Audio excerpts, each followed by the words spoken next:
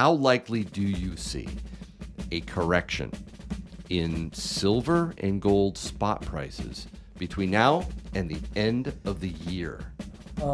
In number of customers who come in the door that are selling is probably exceeds the number who are buying.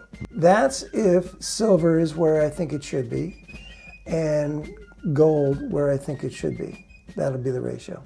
Buy your precious metals online from SD Bullion. New customers get gold and silver at spot by visiting sdbullion.com/new. Let's get into it. Tim. Yes. Since I've been out of the shop for about a week, what's been going on? What happened? What happened today? Well, I need to apologize to a very good customer that I haven't met until today. Tuesday, I ran out of checks, and we had lots of people selling things. And I was shocked when I ran out of checks. And so Wednesday, Thursday, Friday, and today, I've been trying to gather up some cash from all my various bank accounts so I could buy some things in the store. Then I found out every day I went to the bank to get more cash. There's a limit to what I can get. And even when I coupled that with the ATM, there's a limit to how much I can take out of the ATM. And one of my early customers came in to sell something, and he did mention he was from 2 hours away, and I felt really terrible about what I should have said was just step aside and wait for a few minutes because I'm sure some cash is coming in. And it's never happened before, but then again, I've never run out of checks before. So people selling, exchanging? A lot of both, but I think it's still in number of customers who come in the door that are selling is probably exceeds the number who are buying. But then again, if you're buying gold, you're spending a lot of money, so it helps out in a big way. Are you seeing anybody changing gold to silver with this GSR that we're at, gold to silver ratio? I have one person come in this week who was selling me a lot of gold, and I'm sitting there looking at his gold thinking, where am I going to get the money for this since I didn't have any checks? And I said, how would you like to exchange this for some silver? He said, yeah, that's exactly what I'd like to do. How much gold are we talking about? Well, about 16 ounces, $50-something thousand. Wow. So I sold him 100-ounce bars at less than melt, and I sold him kilograms for less than melt, and I think with the fill-in was pretty much close to melt. So I gave him a pretty good deal. So the GSR, man, it is dropped dramatically over the past 2 months. We were up in the hundreds, broke over 100. And most people know what my opinion is. That's the ratio. Wait, what? That's if silver is where I think it should be and gold where I think it should be. That'll be the ratio. Wait. I have very little control over the matter. And you know what? Those hedge funds down in New York never call me and ask my opinion. All right, I got to get into the question then. How likely do you see a correction in silver and gold spot prices between now and the end of the year? I see a correction in both of them. There's a lot of support for boosting both gold and silver.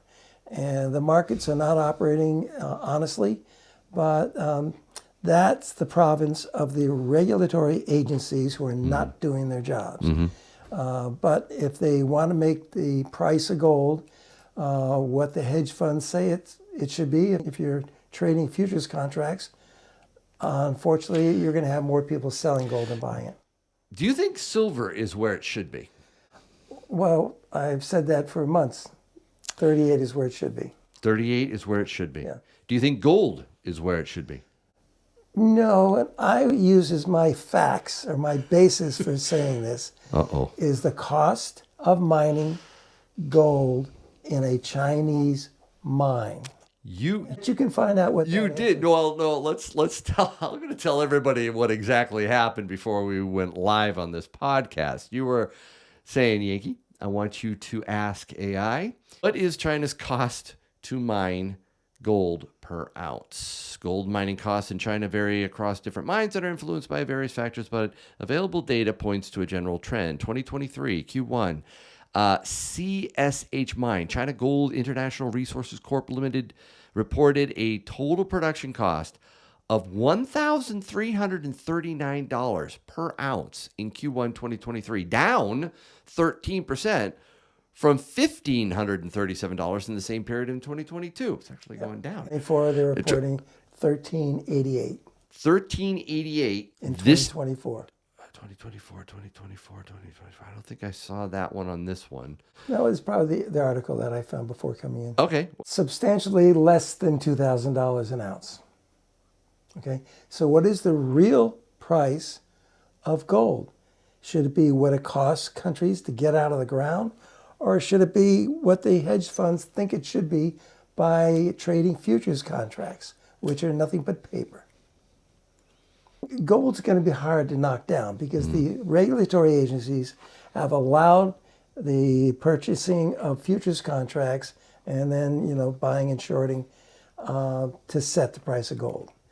But there was that article from Citigroup that expressed the same sentiments that I am.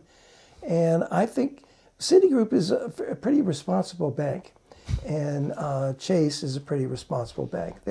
There's some great big banks out there that aren't quite as responsible. Well, wait a minute. You left off a few.